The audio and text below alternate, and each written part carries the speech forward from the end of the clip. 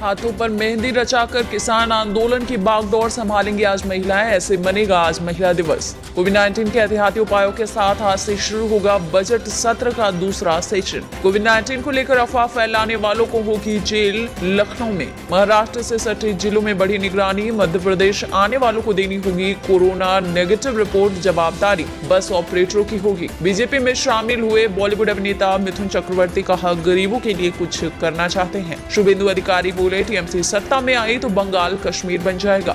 13 मार्च को किसानों से बात करने के लिए कोलकाता जाएंगे राकेश टिकैत। कांग्रेस की नई रणनीति, प्रियंका गांधी असम के अलावा अन्य राज्यों में भी करेंगी प्रचार। तो वहीं इसी सप्ताह प्रियंका फिर करेंगी असम का दौरा। सुरक्षा से अब समझौता नहीं, 1 अप्रैल से हर नई कार में मिलेगी आगे की दोनों सीटों पर एयर बैग की सुविधा। और आईपीएल 2021 9 अप्रैल से चेन्नई में आगाज, 30 मई को नरेंद्र मोदी स्टेडियम में होगा फाइनल। आज महिला दिवस पर पीएम मोदी सहित सभी नेताओं ने शुभकामनाएं दी। तो वहीं आज गाजीपुर बॉर्डर पर महिला दिवस मनाया जाएगा। मंच और आंदोलन का संचालन महिलाएं ही करेंगी। संसद के बजट सत्र का दूसरा सेशन आज यानी सोमवार से शुरू हो जाएगा, जहां राज्यसभा 9 बजे से दोपहर 2 बजे तक काम करेगी, जबकि लोकसभा शाम 4 बजे से 10 बजे के बीच कार्य करेगी। वहीं सत्र का दूसरा सेशन 8 अप्रैल को समाप्त होगा। प्रधानमंत्री नरेंद्र मोदी की कल कोलकाता में रैली हुई। वहीं ब्रिगेड मैदान में जुटे समर्थकों में खासा उत्साह भी देखा गया। समर्थक डीजे बजा रहे थे और पार्टी के समर्थन में नारेबाजी कर रहे थे। बता दें कि पीएम मोदी की ये रैली इतिहास की सबसे बड़ी पश्चिम बंगाल की रैली के तौर पर देखा गया। अभिनेता मिथुन चक्रवर्ती ने कोलकाता के ब्रिगेड परेड मैदान में होने वाली पीएम मोदी की इस रैली में भाग लिया। वहीं उन्होंने पीएम मोदी की इस रैली में बीजेपी ज्वाइन किया।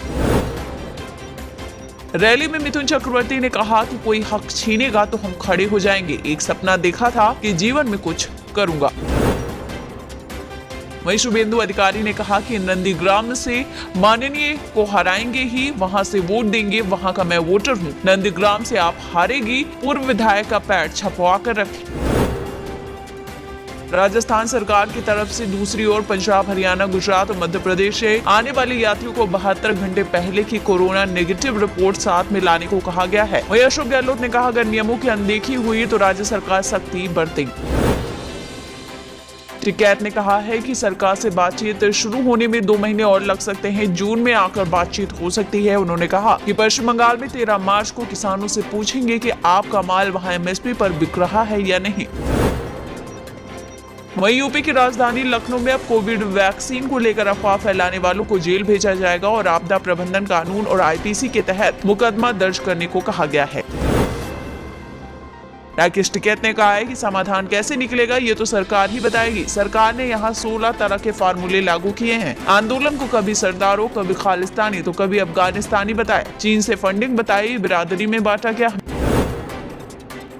दिसंबर 2019 में नागरिकता संशोधन कानून के खिलाफ प्रदर्शन के दौरान जेल में बंद कार्यकर्ता अखिल गोगोई असम विधानसभा चुनाव में अपनी नवगठित पार्टी राइजर के उम्मीदवार के तौर पर शिवसागर सीट से चुनाव लड़ेंगे। तमिलनाडु सरकार ने राज्य में 31 मार्च तक लॉकडाउन लगाने का फैसला ले लिया है। वहीं प्रशासन ने कोरोना नियमों का उल्लंघन करने वालों के खिलाफ सख्ती से कार्रवाई करने के भी निर्देश दिए हैं। मध्य प्रदेश से महाराष्ट्र में आने वाले लोगों को कोरोना की रिपोर्ट लाना अनिवार्य कर दिया गया है। इसकी जवाबदारी बस ऑपरेटरों की होगी। बस ऑपरेटर रिपोर्ट के आधार पर ही यात्रियों को बस में प्रवेश करने देंगे। कोरोना वायरस का ग्राफ एक बार फिर ऊपर की ओर जाता दिख रहा है। पिछले 2 दिनों से कोरोना वायरस के 18,000 से अधिक नए मामले सामने आ रहे, तो वहीं पिछले 24 घंटे में देश में 18,711 नए मामले सामने आए, 100 लोगों की मौत हुई। योगी सरकार लव जिहाद कानून इसलिए लेकर आई है कि अगर किसी लड़की को धोखा देकर शादी की जाती है तो महिला को भी न्याय मिलना चाहिए। ये कह रहा है योगी सरकार में महिला और बाल विकास मंत्री स्वाति सिंह।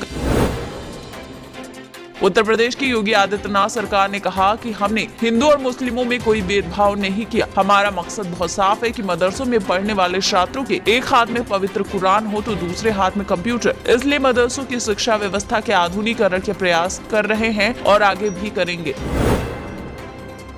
मध्य प्रदेश के इंदौर के लिए डराने वाली खबर है कि कोरोना के लगातार बढ़ते मामलों के बीच शहर में अब वायरस के नए स्ट्रेन ने दस्तक दे दी है। वहीं शहर में 3 दिन तक हालात पर नजर रखा जाएगा। संक्रमण कम नहीं होने पर नाइट कर्फ्यू पर विचार किया जाएगा। दिल्ली के स्वास्थ्य मंत्री सत्येंद्र जैन ने बताया कि राष्ट्रीय राजधानी में कोरोना वायरस से निपटने के लिए दिल्ली सरकार लगातार कदम उठा रही है। दिल्ली में नवंबर में संक्रमण दर 16% था, जबकि पिछले 2 महीने से संक्रमण दर 1% नीचे दर्ज हो रही है। बीजेपी ने राज्य की 70 विधानसभा सीटों के लिए प्रत्याशियों के नाम का ऐलान किया। इसके बाद कांग्रेस भी एक्शन में आ गई और शनिवार देर रात प्रत्याशियों की पहली लिस्ट जारी कर दी। बता दें, असम से पहले कांग्रेस ने बंगाल चुनाव के लिए पहली लिस्ट जारी की, जिसमें 13 प्रत्याशियों के नाम। किसान कांग्रेस ने 101 गांव से मिट्टी मंगवाकर अकबर रोड पर प्रदर्शन किया, लेकिन दिल्ली पुलिस ने इलाके में धारा 144 होने के कारण इजाजत नहीं दी थी, जिसके चलते दिल्ली पुलिस ने कई पार्टी कार्यकर्ताओं को हिरासत में भी लिया। पीएम मोदी की रैली को लेकर बीजेपी महासचिव कैलाश विजयवर्गीय ने कहा कि बंगाल में परिवर्तन राज की ज्वाला चल रही है। एक ऐतिहासिक रैली है।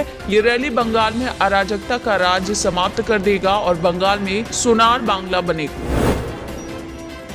वहीं पश्चिम बंगाल के नदिया जिले के हरिनघाटा इलाके में बीजेपी के बूथ सभापति को गोली मारी गई। बीजेपी नेता को गोली मारने का आरोप टीएमसी पर लगा। पश्चिम बंगाल की राजधानी कोलकाता के ब्रिगेड परेड मैदान में आयोजित पीएम नरेंद्र मोदी की सभा से पहले हुगली जिले के सेवड़ाफुली में बीजेपी की प्रचार गाड़ी में तोड़फोड़ की गई। गाड़ी में लगे पीएम मोदी, जेपी नड्डा, दिलीप घोष सहित कई नेताओं के बैनर भी फाड़े गए। एलपीजी के बड़े दामों के खिलाफ पश्चिम बंगाल में मुख्यमंत्री ममता बनर्जी कल सिलीगुड़ी में महिलाओं के साथ पदयात्रा किया। ममता बनर्जी ने महिलाओं के साथ 4 किलोमीटर लंबा रोड शो किया। किसान आंदोलन में एक और मौत। टिकरी बॉर्डर पर गांव सिसाई से आए राजवीर सिंह ने फांसी लगाकर आत्महत्या कर ली, जिनकी उम्र 55 वर्ष थी।